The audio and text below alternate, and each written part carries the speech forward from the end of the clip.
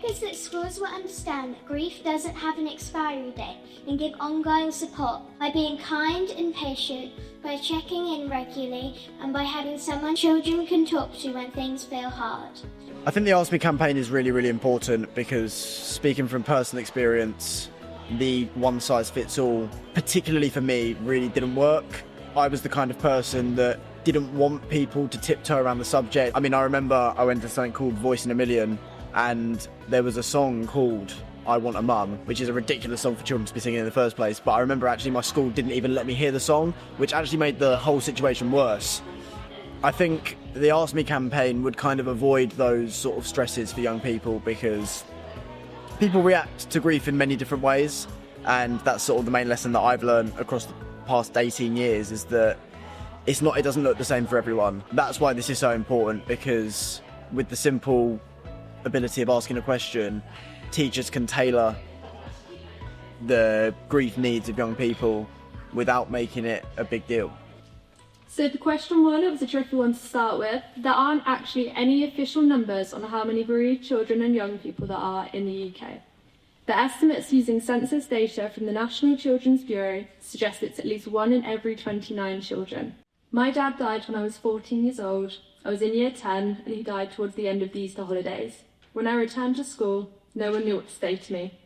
Most teachers said nothing, not acknowledging the life-changing event I was going through. I didn't have anyone to turn to, and I felt like I had no support as there was no clear communication. On one of the first days that I returned to school after my dad's death, I was taken by my head of year to the counsellor's office, where I was asked to tell the counsellor why I was there. I knew she'd been told the reason already, so 11-year-old me just answered with a simple, my dad died a few days ago. And despite me clearly being uncomfortable, I was then asked to describe in detail to her and my head of year what had happened and how he died, even though I knew the details already, which is something that I definitely wasn't able to do at the time. Ask Me encapsulates what it means to be in control. Viewed as a person, so treated with respect and empathy, and just understood to have real and confusing emotions.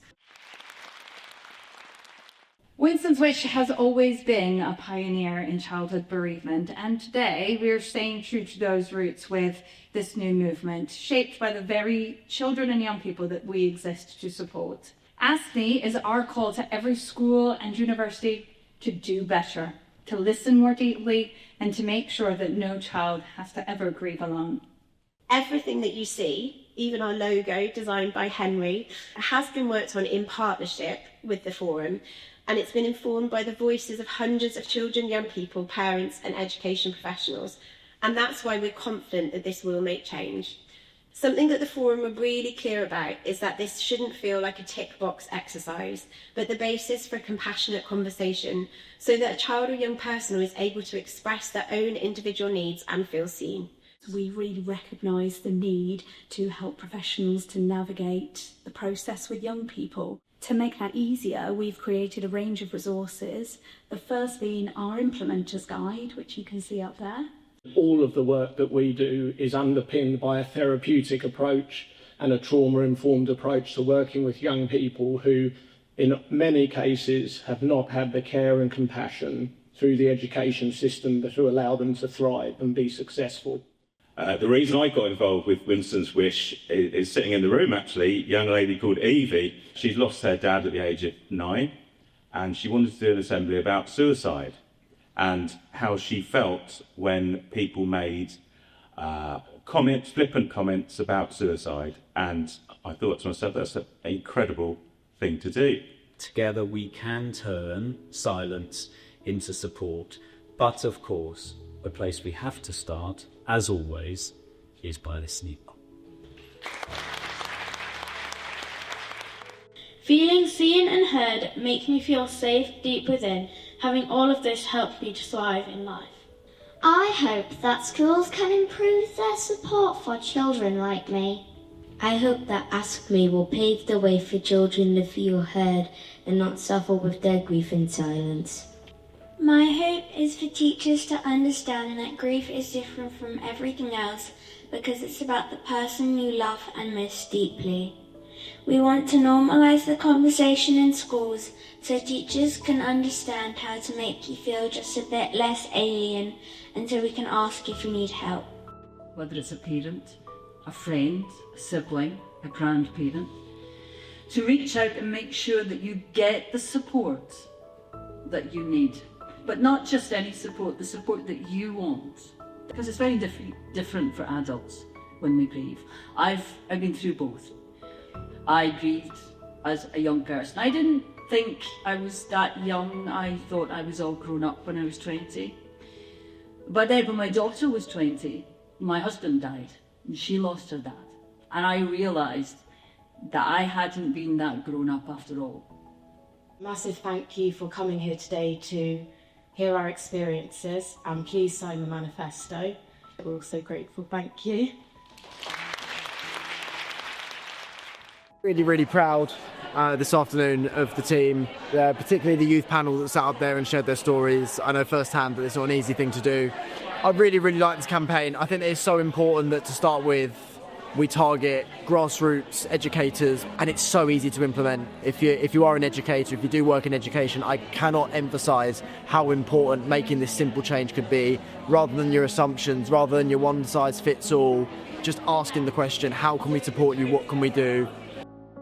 I thought today was really good. It was amazing to hear so many young people's voices, as well as adults in education and the government as well, talking about the campaign.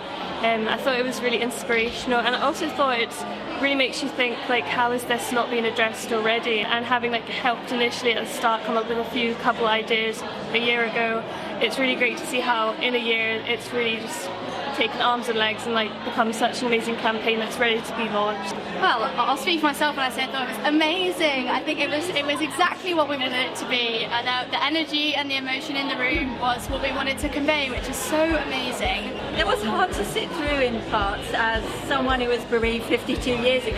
As I speak on behalf of every adult who was bereaved as a child, we had no support back then. And to see this campaign, to have compassionate conversations, really, really inspired me. Today has been an amazing, monumentous event. I think getting all the youth team together and discussing how we've been impacted in education was a big moment coming, and I'm really glad that we've been able to do it with so many people. Grief does not have to limit anyone. That is not the end of your potential. It was really, really cool. It was very eye-opening because I didn't know the full extent of the campaign, so it was really cool to see exactly what it entails, and it was quite emotional at times listening to everyone's different experiences because they really resonate, as someone who's also gone through that sort of thing. Oh, today's just been amazing. I've been full of so much emotion and joy and hope for what's to come. Sign the manifesto, implement the plan, and really focus on asking bereaved children of what they want. It's been great to be involved. I was involved. My dad died 16 years ago, and to get here today is everything I've wished for and more, and I'm just so excited for the future. I thought it was an absolutely brilliant afternoon, and it feels like the start of something so exciting. Lots of the young people use the word movement, and that's really what it feels like. But from the the acorns of today, we're going to see really great shoots moving forward into school communities, university communities, and beyond. Because these are conversations that start in education but go so wide, don't they?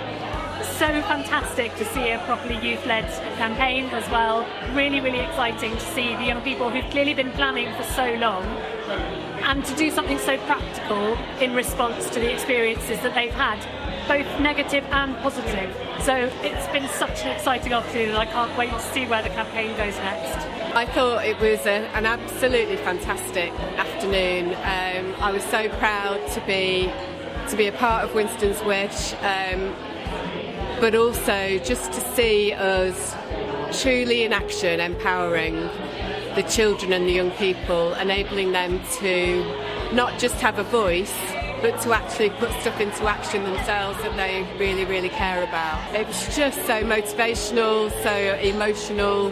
One of the reasons it matters to me is because my dad died when I was 12, and there was a moment when young children came onto the stage and spoke. You look at that, and on the one hand you think, oh, they're cute little children, but actually on the other hand I thought that was me. They're 12 years old, and that cute little child has just gone through something really terrible that has the potential to shape the rest of their lives. And so I had a moment, I must say. I think most of the people in the room had a moment today, at least one moment.